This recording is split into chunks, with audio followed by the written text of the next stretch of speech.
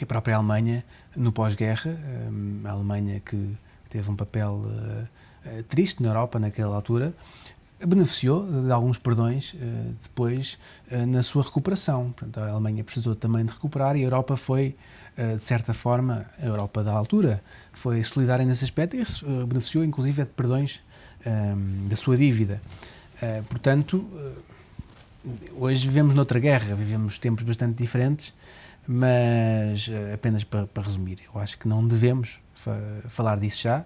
Se tivermos que falar, então, a Europa deixa de fazer sentido, a meu ver, como existe atualmente. Eu acho que é o fim do euro, ao fim do euro como nós o conhecemos, e não consigo prever as consequências, mas não me parece que nem sequer devemos mencionar já isso. Manuel, temos ainda 2 temas na agenda para discutirmos, mas não queria deixar passar a oportunidade sem lhe perguntar. Houve revisão das contas, muito relativamente derivado das contas das parcerias público-privadas. A Troika exigiu que estas contas fossem mudadas, nomeadamente o déficit passou para 9,1%. É um sinal de clareza que estamos a dar, ou antes, pelo contrário, é uma revisão constante e uma incerteza relativamente às contas nacionais? Bem, o mais cómico de todo o processo é que hoje todos diversos atores políticos congratularam com o conseguirmos ter contas credíveis, não é? O que eu acho que é particularmente preocupante para qualquer cidadão se não pode acreditar nos números que sucessivamente lhe vão sendo apresentados, porque no tal mundo da informação, se há coisa com que nós hoje somos bombardeados diariamente, é números. Nós diariamente somos bombardeados com números, uns mais corretos, outros menos corretos, normalmente números não explicados, e somos levados a acreditar nesses números. Aquilo que me parece preocupante é que aparentemente esses números nunca estão certos. Vão sempre surgindo novas versões desses números, infelizmente neste caso versões para cima, se fosse para baixo se calhar até não estávamos tão preocupados, mas essa falta de credibilidade dos números é sem dúvida preocupante. Não há aqui nada de inesperado, ou seja, já se sabia, já era mais ou menos credível o que é que estava em causa do ponto de vista do impacto. A questão é a contabilização nestes anos. A questão é a contabilização e nós temos outros casos, aliás, ainda hoje se falou num outro exemplo que é o balão de oxigênio que tem estado a ser dado ao setor das obras da construção civil em Portugal através das obras adjudicadas pela Parque Escola. Esse é um bom exemplo de valores que estão a ser adjudicados para o futuro, portanto ainda não foram contabilizados, vão ter um impacto futuro muito importante, não haja ilusões, mas são valores que simultaneamente têm mantido à tona da água um setor relevante da economia portuguesa.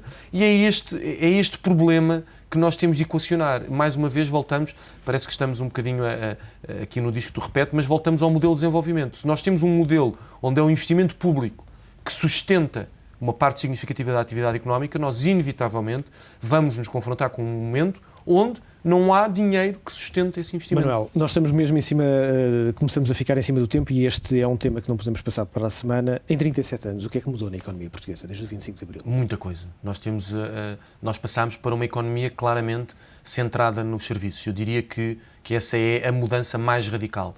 A parte muito preocupante dessa mudança é que uma parte substancial desse recentramento nos serviços foi feito à custa de serviços promovidos e integralmente ou parcialmente geridos pelo Estado. Ou seja, a coisa pública em Portugal transformou-se não num benefício coletivo, mas em algo que nos passou a ser fornecido. Nós passámos a encarar o Estado como um fornecedor de serviços.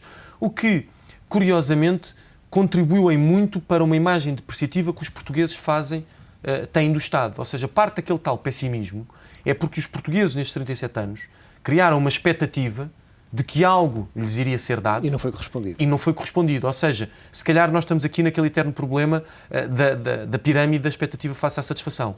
Se calhar nestes 37 anos nós tínhamos de ter encolhido um bocadinho a base da expectativa para podermos alargar a satisfação. Como aumentámos em muito aquilo que era a nossa base de expectativas, hoje temos índices de satisfação muito baixos, que se refletem, nomeadamente, neste pessimismo que acabámos de falar. Em 37 anos, para além deste centramento absurdo da economia portuguesa nos serviços, há claramente uma outra mudança que me parece muito, muito positiva, que foi a evolução na qualificação. Ou seja, nós temos-nos habituado a olhar para o problema da formação como um problema endémico da economia portuguesa. Ainda recentemente o Financial Times dizia que esse era o problema central da economia portuguesa. Ele é sem dúvida um problema muito grande, mas nós tivemos uma evolução muito apreciável no setor da qualificação dos recursos humanos. Fazer, mas já foi muito feito. Já foi muito feito. Portanto, devemos olhar para o muito que foi feito nestes 37 anos. E muito foi bem feito. Portanto, não houve só... nestes momentos é natural que nós olhemos para o que foi mal feito. E nos esqueçamos que houve coisas muito, muito bem feitas. A evolução ao nível das infraestruturas foi gigantesca. Nós tivemos nestes 37 anos uma evolução ao nível das infraestruturas que nos fez quase, parece que saltar no tempo. Agora resta fazer mais, não é?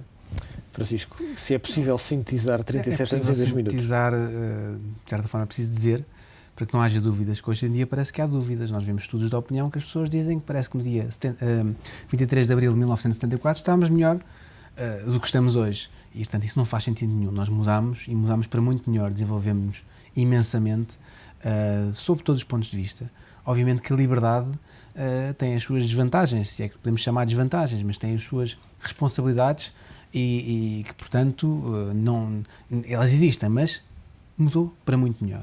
Mas, ao mesmo tempo, não nos podemos esquecer que grande parte do nosso problema que hoje vivemos também foi criado na sequência da Revolução, que teve um lado muito positivo, mas depois quisemos fazer uma contra-revolução. Ao contrário do que aconteceu, por exemplo, em Espanha, que nesse aspecto ficou com uma grande vantagem sobre nós. Nós tínhamos uma economia que era uma economia que, apesar de ter superávites, apesar de ter crescimentos económicos, era uma economia que teve quase 50 anos de uma ditadura, que não tinha liberdade e que não se pode chamar uma economia como conhecemos hoje.